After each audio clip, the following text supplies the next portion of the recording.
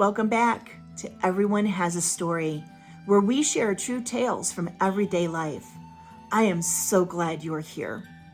I would like to share with you a very personal, very spiritual experience that I had several years back. This story takes place when I was struggling through a really emotional time in my life, seeking advice and answers that just weren't coming apparent to me.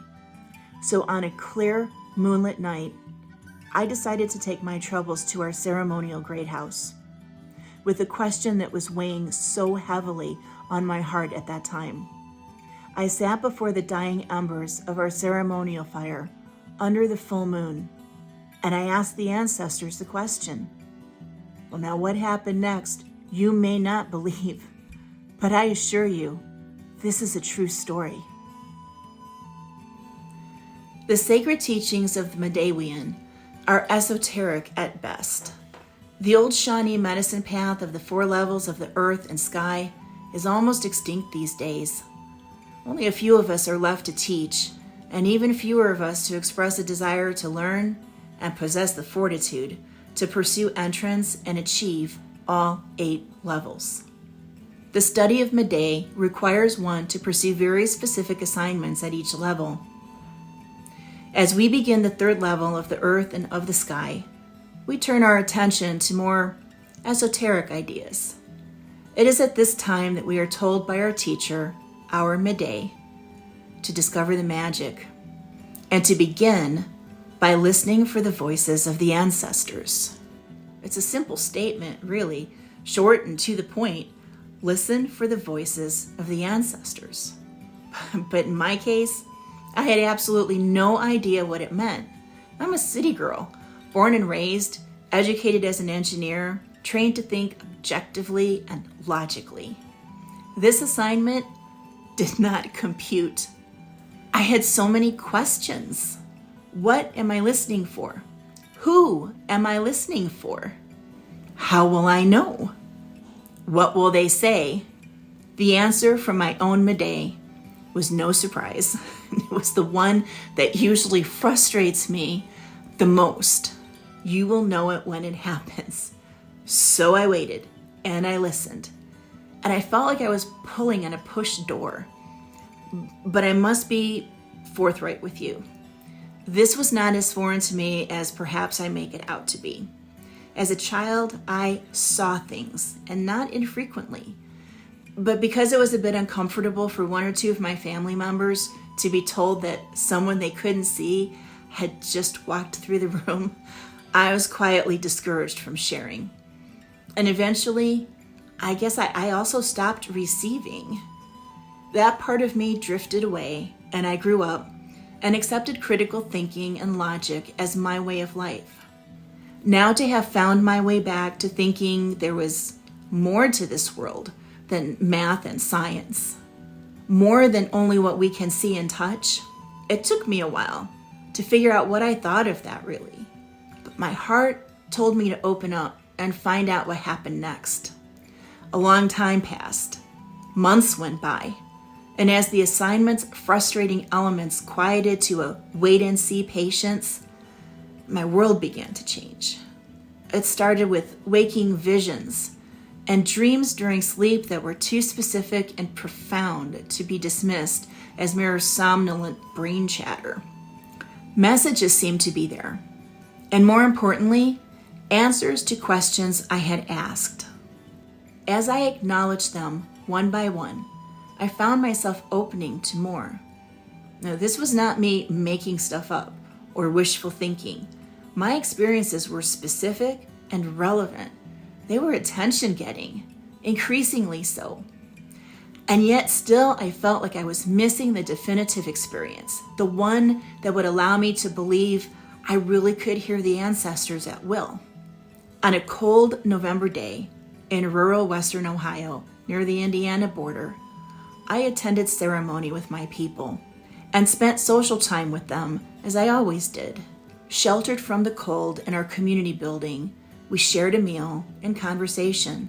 It was how we always were with one another, all of us enjoying one another's company and mentally preparing for the long winter nights ahead.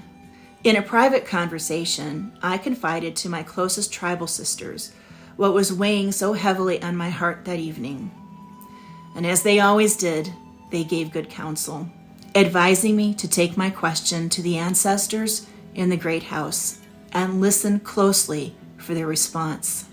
Magic happens in the great house, they told me. Go see for yourself. With bright, full moonlight as my only guide, I walked the path to the great house. My Midday accompanied me. I so needed not to be alone during this. I asked permission from the ancestors to enter and went to sit by the dying ceremonial fire. It remained warm, sparks flying once in a while. The night was still, and the scene was almost surreal. Silver moonlight bathed everything. The fire pit, the tall lodge pole, the altar, the benches, walls made of cut tree branches, the mud pit, even the grass underfoot, all shown in a black and white scene. Brilliant clarity, like the old nitrate films of yesteryear. Natural things having been arranged by the hand of humans for the purpose of connecting to the Creator. I determined to sit quietly, asking earnestly for the help, for some message, some answer to resolving the intense pain that was in my heart that night. Eventually, enough time passed that my incessant brain chatter quieted, and I was left with just me, sitting in the great house, waiting for something. I had no clue what it was. I trusted my elders that I would know it when it happened.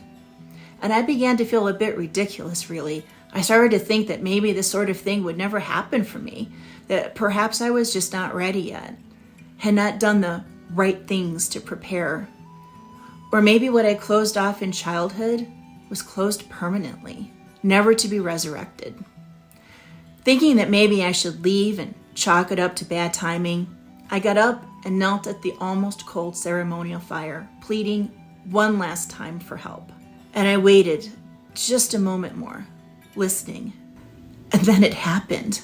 From a perfectly still and calm night came a whoosh of wind so great it could not be mistaken for anything but the arrival of the help I sought. And I heard them, voices, whispering, murmuring. The wind whipped around me, buffeting me and hugging me at the same time. It was them. The ancestors had come at last to counsel me. As I had grown accustomed from my teacher, the message was very simple and crystal clear. And surprisingly, it was an experience as if someone were physically speaking to me. For the sake of my family's privacy, I will refrain from being specific about the exact words they spoke. Suffice to say, it was pointed, brief, and left me without doubt that I had a direct answer to my inquiry. As soon as I had the message, they were gone. The wind died down, and the night was once again still. From behind me, I heard my Mide's voice. What just happened? I was crying, but I also smiled. I just heard my answer. They came, I said. From that point on, when I have had need of counsel from beyond this turtle island, I ask and then I wait for the wind. For me, they always come in the wind, my guides, my ancestors. The wind brings their voices to me, and it amplifies them so I might hear clearly.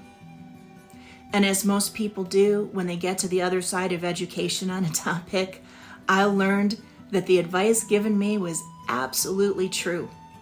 I did know it when it happened. It was beyond doubt. It was a definitive experience. I also learned that in order to hear, one must be quiet. Truly and deeply quiet. We cannot expect to receive answers when we are too busy filling ourselves with our own thoughts and voice. They come in the wind. Quiet yourself and listen carefully. They will be there for you when you are in need. All you need do is open yourself to them.